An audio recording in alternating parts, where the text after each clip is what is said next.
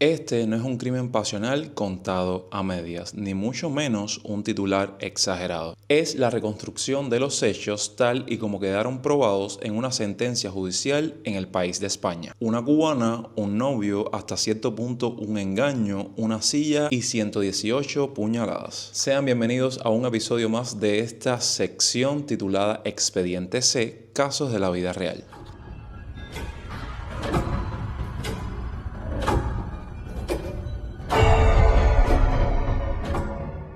En el episodio de hoy nos vamos a estar transportando a San Adrià de Besós, ubicado en Barcelona por allá por el año 2023 durante el mes de noviembre. Según la Audiencia Provincial de Barcelona, Atletis Castillo, ciudadana cubana, mantenía una relación sentimental y convivía con Gerald Guerra, de 33 años de edad. La sentencia deja algo bien claro desde el inicio. No existían denuncias previas por violencia, no había órdenes de alejamiento y no consta de que la víctima tuviera antecedentes violentos. Los invito a que recuerden bien estos últimos datos, ya que serán objetos clave para desmontar todas las versiones posteriores de la acusada. Ahora vamos a transportarnos al día de los hechos y hacer como una especie de reconstrucción de los mismos. Justamente el 16 de noviembre del año 2023, en el interior del domicilio compartido por Atletis y su pareja. Comenzamos con la fase 1, el engaño y la preparación. Como varias notas que tengo anotadas aquí, les cuento que la sentencia recoge como hecho probado que Atletis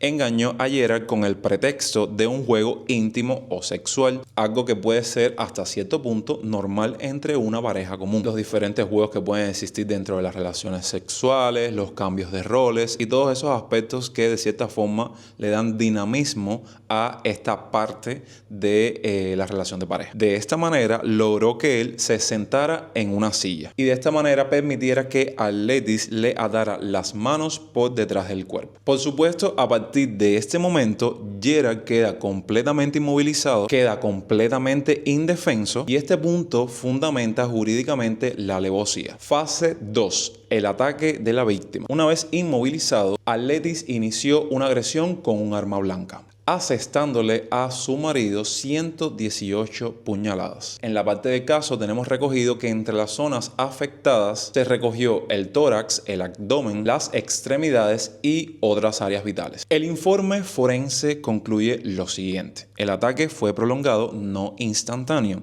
Gerald permaneció consciente durante parte del ataque.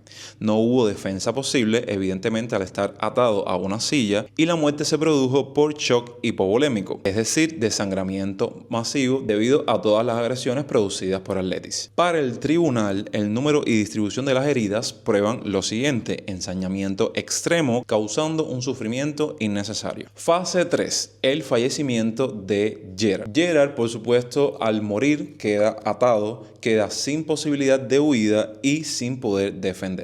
Por supuesto, esto va a descartar cualquier escenario de pelea, agresión mutua y una de las cosas que también vamos a ver a continuación, defensa propia. Después del crimen se halla a la supuesta víctima, que es detenida, y comienza toda la parte de la evolución y desarrollo del caso junto con la investigación. Por lo que después de este crimen vamos con las diferentes versiones falsas que Atletis estuvo exponiendo ante el jurado y el sistema judicial de España. Tenemos aquí la primera versión. Se dice que Atletis declara que dos hombres desconocidos entraron al domicilio y atacaron a su pareja. La policía descarta, por supuesto, desde los inicios esta primera versión, ya que, como bien estamos hablando hasta este punto en el video, no hay forzamiento. A la parte forense también se halló que no hay huellas de terceros y no hay ningún tipo de robo ni ninguna ausencia de algún objeto material dentro del hogar. En la segunda versión tenemos que alega defensa propia,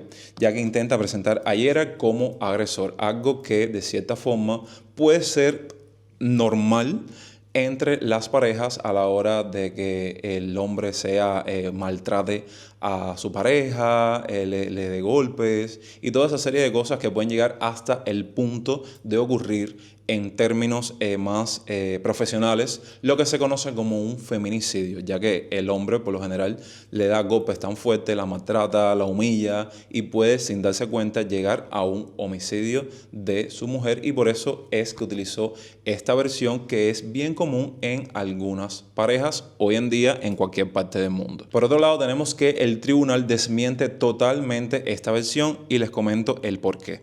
Ya que la víctima estaba atada desde el inicio, cosa que al estar inmovilizada es algo completamente imposible dentro de este escenario que ella trató de exponer. Tenemos que no hay lesiones compatibles en la acusada, o sea que no hay ningún forcejeo, no hay ningún morretón, no hay ningún golpe en la piel de la acusada básicamente, y la violencia fue desproporcionada y continuada. Ojo, y me gustaría mencionar que ante estos casos que exponemos y las versiones que de cierta forma le da visibilidad el jurado y el sistema judicial donde está ocurriendo esta serie de crímenes en cualquier parte del mundo, yo siempre les voy a mostrar la realidad y lo que está recogido en los escritos y en las investigaciones. No quiere decir que ante estos casos existan por ahí algunos testigos que tengan otra historia que contar, y eso cambia completamente la reconstrucción de los hechos. O sea que con esto les quiero informar que cuando hago esta reconstrucción y expongo todos estos hechos, no quiere decir que todo esté sucediendo certeramente, ya que hay como que muchos cabos por atar ante determinados casos. Así que si ves este caso y de cierta forma guardas relación con él y con otros que vamos a estar mostrando en próximos contenidos, puedes dejar tu opinión en la parte de los comentarios y quizás eso sea un motivo para eliminar por completo el video y hacer una nueva reconstrucción de los hechos. Ahora, la sentencia es totalmente tajante, ya que no existe escenario alguno en base a todo lo que hemos hablado hasta este punto en el video que permita sostener legítima defensa. Vamos ahora con una parte importante de toda esta investigación, que son las pruebas valoradas por el tribunal. Primero se hizo un informe forense, una escena del crimen, posición del cuerpo, distribución de heridas, contradicciones en declaraciones y ausencia de terceros, algo que no le sirvió para nada esa versión que estuvo exponiendo Atletis. Todo conduce a una única conclusión: ataque deliberado aprovechando la confianza de la víctima. Algo que verdaderamente como pareja uno no esperaría que sucediera un acontecimiento como este. Déjenme su opinión en la parte de los comentarios. Ahora, el proceso judicial y la sentencia. Podemos hablar que el caso llegó a la Audiencia Provincial de Barcelona. Ya se puede imaginar la magnitud de este acontecimiento. Antes del juicio oral, se mantuvo una fiscalía, una defensa y una acusación particular, que llegaron a un acuerdo de conformidad, ya que Atletis finalmente, después de tanto tiempo, reconoció los hechos, aceptó la calificación del asesinato y renunció a recurrir. La condena, que quizás haya sido noticia y titulares en varios periódicos de Barcelona, de España, y también le ha dado la vuelta al mundo, ¿por qué no? Y más si se trata de una cubana, es de 20 años y un día de prisión por asesinato con alevosía y ensañamiento. La pena se vio reducida por atenuantes de confesión y acuerdo judicial.